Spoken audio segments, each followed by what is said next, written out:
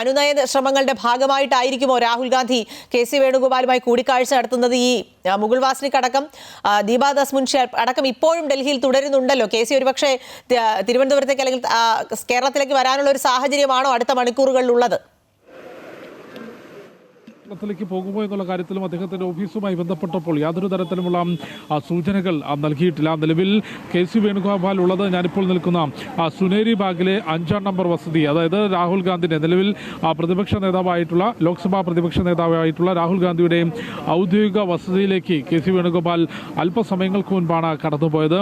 ഏത് തരത്തിലുള്ള ചർച്ചയായിരിക്കും കെ.സി. വേണുഗോപാലും രാഹുൽ ഗാന്ധിയും തമ്മിൽ നടത്തുക എന്നാണ് ഏറ്റവും ആകാംക്ഷയോട് കൂടി ഉറ്റുനോക്കുന്നത്. അതായത് കെ.സി. വേണുഗോപാലാണ് മുഖ്യമന്ത്രിയെങ്കിൽ അത് സംബന്ധിച്ചുള്ള ചർച്ചകളും ബാക്കിയുള്ളവരെ ഏത് രീതിയിൽ അനുനയിപ്പിക്കണം, ഏത് രീതിയിലുള്ള പ്രവർത്തനങ്ങളിൽ മുൻപോട്ട് പോകണം എന്നത് സംബന്ധിച്ചുള്ള, അല്ലെങ്കിൽ ഇന്ന് നിയമസഭാ കക്ഷി യോഗത്തിൽ ആ തീരുമാനം പ്രഖ്യാപിക്കുമ്പോൾ എടുക്കേണ്ട നടപടികൾ സംബന്ധിച്ചെല്ലാമുള്ള ചർച്ച അവിടെ കെ.സി. വേണുഗോപാലും രാഹുൽ ഗാന്ധിയും തമ്മിൽ നടക്കും. മറിച്ചാണെങ്കിൽ മറ്റൊരു പേരിലേക്കാണ് ഹൈക്കമാൻഡ് നിലവിൽ എത്തിച്ചേർന്നതെങ്കിൽ വളരെ കൃത്യമായി കെ.സി. വേണുഗോപാലിനെ അനുനയിപ്പിക്കുക എന്ന വ്യക്തമായ ലക്ഷ്യത്തോടു കൂടിയായിരിക്കും രാഹുൽ ഗാന്ധി കെ.സി. വേണുഗോപാലിനെ സ്വന്തം വസതിയിലേക്ക് വിളിച്ചു വരുത്തിയിട്ടുള്ളത്. ഇന്ന് രാവിലെയോടുകൂടി തന്നെ ഹൈക്കമാൻഡ് മുഖ്യമന്ത്രി സ്ഥാനത്തേക്ക് ഒറ്റ പേരിലെത്തി എന്നുള്ളത് വളരെ കൃത്യമായ റിപ്പോർട്ടുകൾ പുറത്തു വന്നിരുന്നു. അത് കേരളത്തിൻ്റെ ചുമതലയുള്ള AICC ജനറൽ സെക്രട്ടറി ദീപാദാസ് മുൻഷിയും ഒപ്പം കേന്ദ്ര നിരീക്ഷകരും ചേർന്നുകൊണ്ടായിരിക്കും ആ തീരുമാനം, മുഖ്യമന്ത്രി ആരാണ് എന്ന പ്രഖ്യാപനം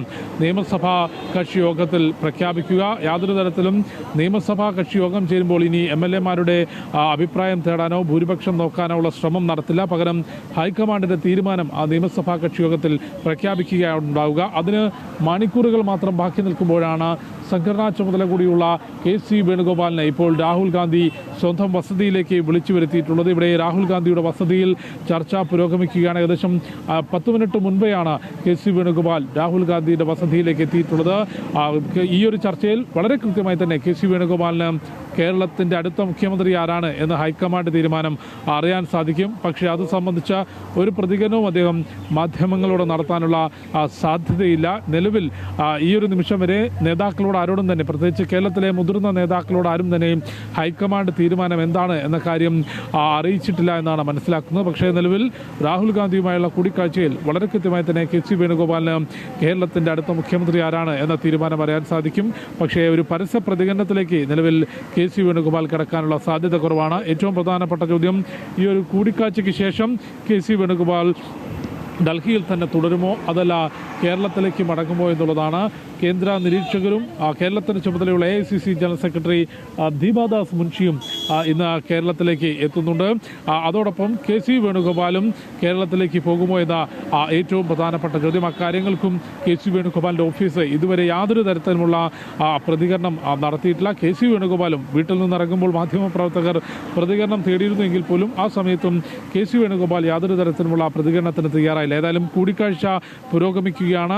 രാഹുൽ ഗാന്ധിയുടെ വസതിയിൽ സംഘടനയുടെ ചുമതല കൂടിയുള്ള കെ.സി. വേണുഗോപാൽ അദ്ദേഹം അതിനപ്പുറത്തേക്ക് മുഖ്യമന്ത്രി സ്ഥാനത്തിന് വേണ്ടി ശക്തമായ അവകാശവാദം ഉന്നയിക്കുന്ന കെ.സി. വേണുഗോപാൽ എത്തിയിരിക്കുകയാണ്. മുഖ്യമന്ത്രിയാക്കാനുള്ള അല്ലെങ്കിൽ സ്വന്തം പേര് പ്രഖ്യാപിക്കാൻ വേണ്ടിയാണോ അതല്ല ഒരു അനുനയ നീക്കത്തിന് വേണ്ടിയാണോ കെ.സി. വേണുഗോപാലിനെ രാഹുൽ ഗാന്ധി വിളിച്ചു വരുത്തിയിട്ടുള്ളത് എന്നാണ് ഏറ്റവും ആകാംക്ഷയോടുകൂടിയും ഏറ്റവും പ്രാധാന്യത്തോടു കൂടിയും ഉറ്റുനോക്കേണ്ടത്. അഖില.